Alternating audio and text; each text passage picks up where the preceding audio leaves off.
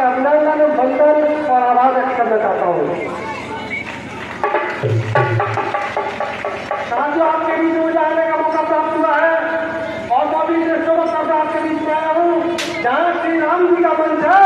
तो मैं आपसे कहना चाहता हूँ साथियों, हम आराम से श्री राम जी के बारे में पढ़ेंगे या उनके बारे में जानेंगे तो जीवन में अगर हमें किसी का जीवन से सीखने का सबसे ज्यादा आपको प्राप्त होता है, मौका मिलता है, तो श्री राम जी के जीवन से सीखने का मौका मिलता है। श्री राम जी के जीवन के अंदर जानेंगे तो हम जानेंगे कि जीवन में किस तरीके से श्री राम जी ने अपने जीवन में सब तपस्या और त्याग और बलिदान किया।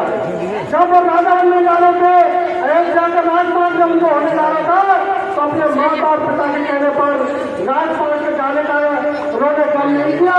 अपने माता पिता के आदेश पर 14 साल के लिए वनवास गए साथियों। अपने माता पिता की सेवा में, अपने माता पिता के आदेश का अनुसरण करते हुए 14 साल तक जंगल गए और वन भटके साथियों।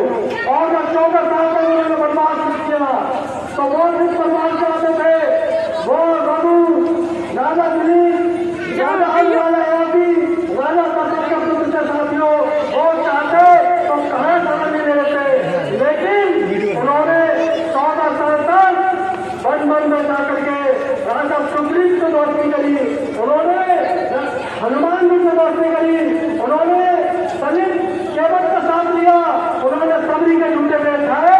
तो ऐसे श्री राम जी ने जिन्होंने 100 वंश को दलितों का सहारा लिया।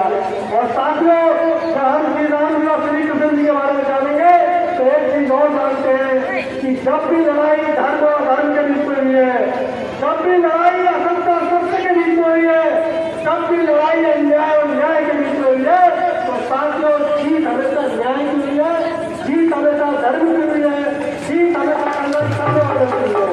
और राम जी की जीत इसलिए हुई क्योंकि वो न्याय के रास्ते पर चल रहे थे, वो सत्य के मार्ग पर चल रहे थे।